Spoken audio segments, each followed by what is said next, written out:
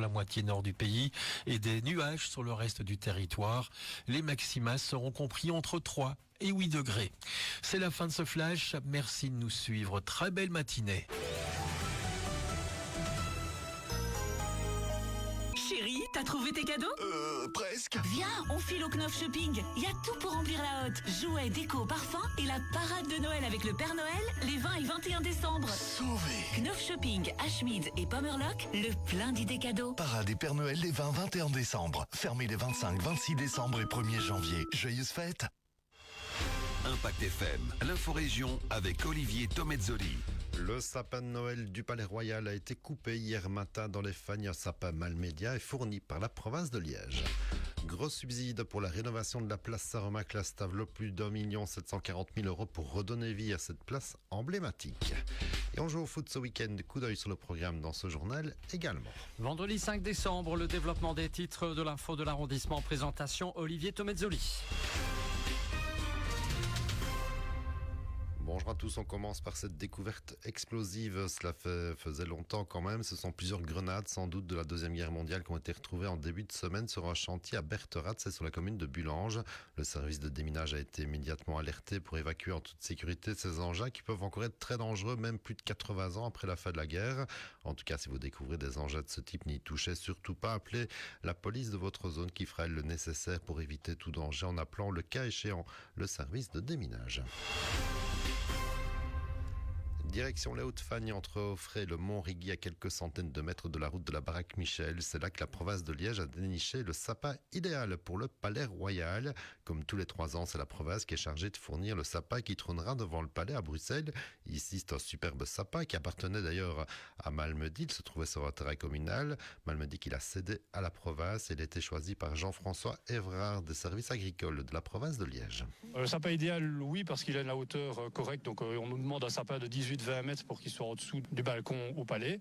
Et alors ici, l'avantage du sapin, c'est qu'il n'est pas trop large, donc il ne sera pas du tout abîmé théoriquement pendant le transport. Il faut savoir qu'après, il y a un transport des Fagnes jusqu'au palais qui aura lieu lundi.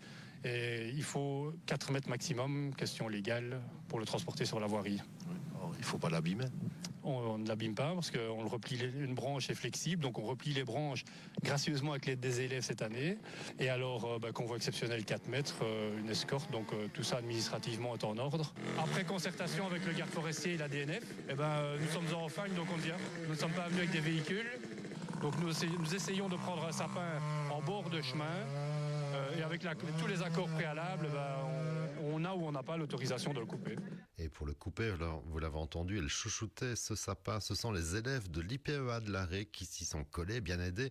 Il est vrai par le Malmédia, François Piette, professeur de sylviculture à l'IPEA, multiple champion de Belgique de bûcheronnage aussi. Il va falloir ici bien dégazer la zone pour être en sécurité. Élaguer l'arbre au pied le moins possible, justement pour ne pas trop le dégarnir. Il va falloir le redresser sur pied aussi, de façon à ce qu'il puisse passer dans le trou, dans le diamètre du trou qui sera là-bas au palais. Et alors, maintenant, ici, il faut monter dedans, donc accrocher l'arbre qui soit vraiment en équilibre pour ne pas qu'il bascule d'un côté ni de l'autre, pour le tenir bien verticalement sur sa taille initiale, on va dire, sa forme initiale. Et alors, le façonner vraiment à chemin. Et alors, une fois qu'il sera au chemin, il va falloir le ligaturer toutes les branches, parce qu'en convoi exceptionnel, il ne peut pas faire plus que 4 mètres de large. Donc, il va falloir le tresser, l'attacher. Ici, il va falloir justement faire attention au moment de l'abattage, qu'il ne tombe pas sur le sol pour ne pas qu'il casse ses propres branches, quoi. La fierté de voir le sapin qui va trôner dès lundi devant le Palais Royal, c'est pas rien. Ah oui, c'est sûr, c'est une belle occasion de se mettre en valeur pour l'école, pour les élèves, comme je dis. C'est vraiment bien, c'est vraiment chouette. Et le sapin donc était amené jusqu'à la route, déposé sur une grande remorque. Il attendra la fin de la nuit de dimanche à lundi avant de faire son entrée à Bruxelles et d'être dressé devant le Palais Royal.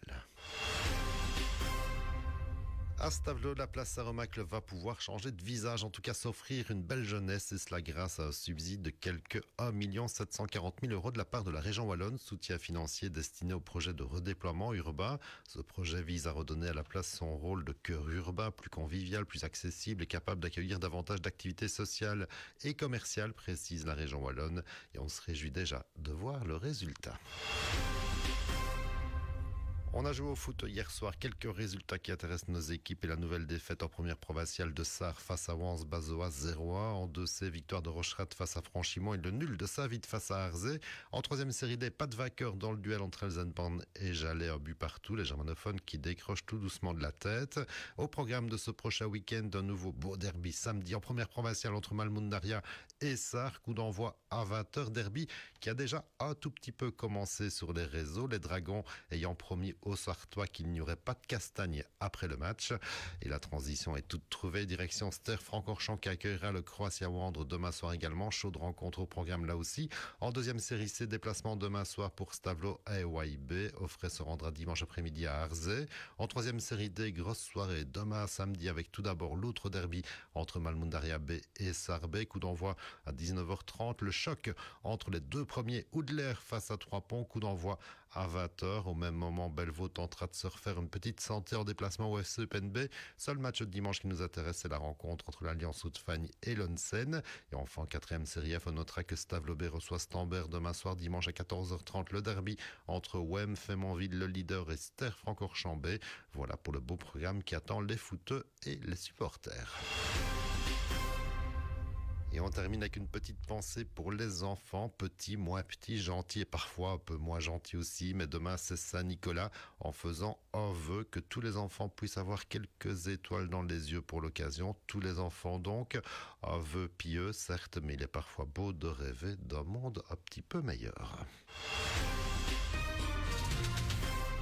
L'info continue sur notre page Facebook Impact